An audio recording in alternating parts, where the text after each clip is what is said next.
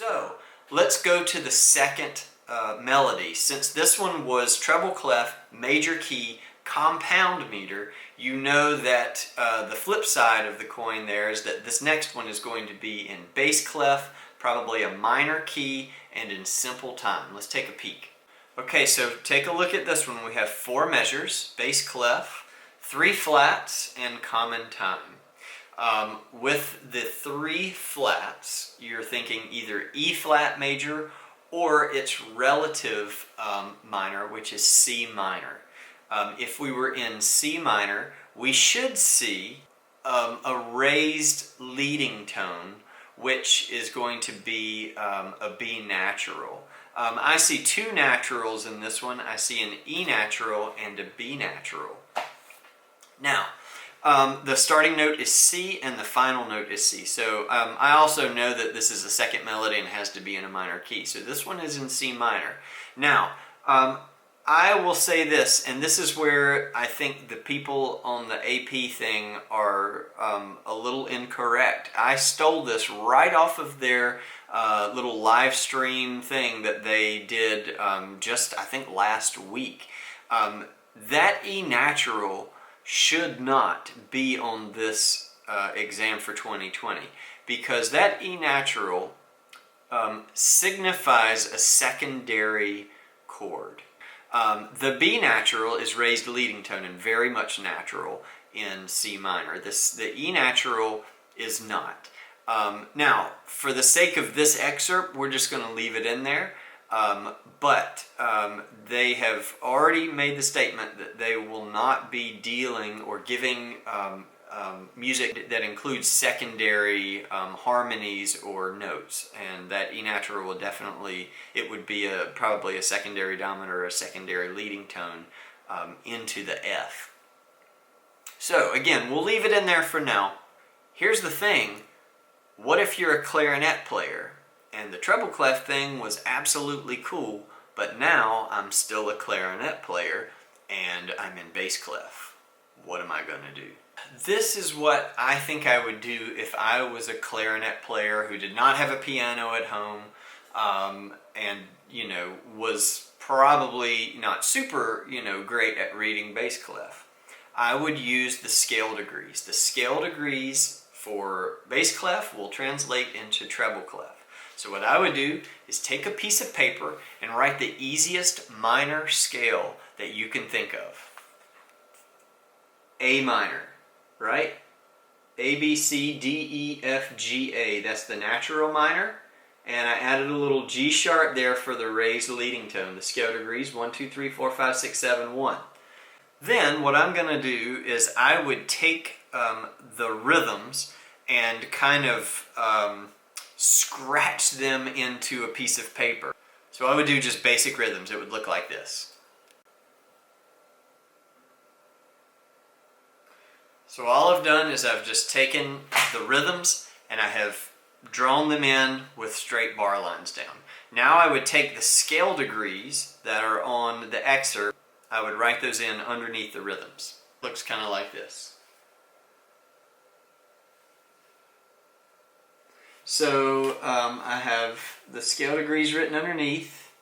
Notice in measure 2, the second note is 7, but it's not raised 7, so I didn't write a little sharp there. Here, it was raised 7, so I put a little sharp. Also, to show the octave from the low C to the high C, I drew a little arrow up. Now, I know this is tedious, but I'm just telling you, if I was a treble clef reader and not super great at bass clef, and I was, unable to play the bass clef on the clarinet, this is how I would do it. You'd have to be working pretty fast on this. Now I would write the notes from the A minor thing underneath the scale degrees. And now, that may take, like a couple of minutes just to do that. Now I'd get to playing as fast as I could.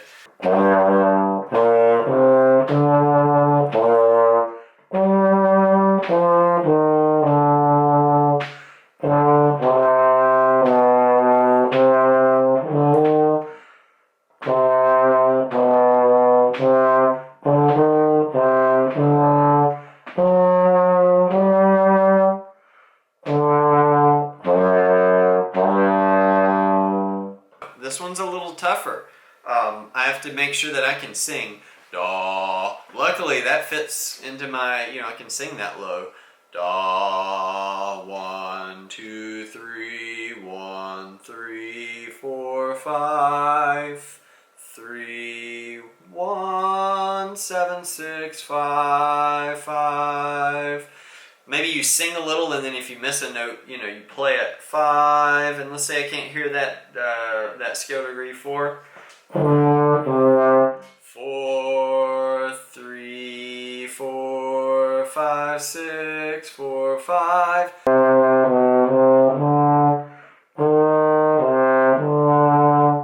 5, 7, 1. Yeah, this one's tougher for me. 1, 3, 4, 5, 3. 1, 3, 4, 5, 3.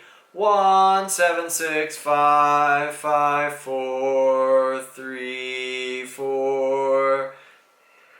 4, 3, 4, 5, 6, 4, 5, 7, 1. 4,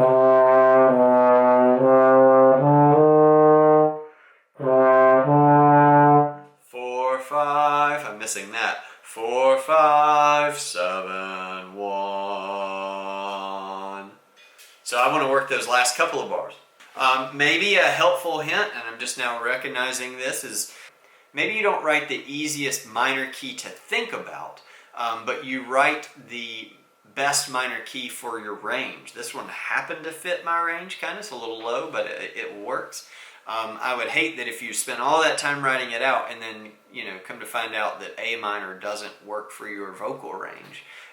You would need to sing, if you can't tell, about an octave for either melody, so be prepared for that.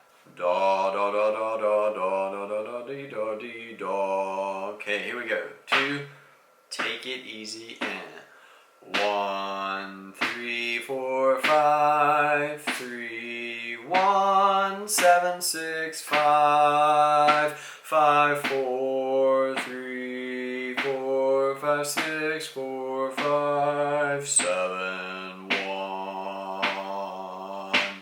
Hold it out the full value, no matter how silly you feel. Guys, there's a quick rundown. That kind of takes you through it and lets you know what to expect.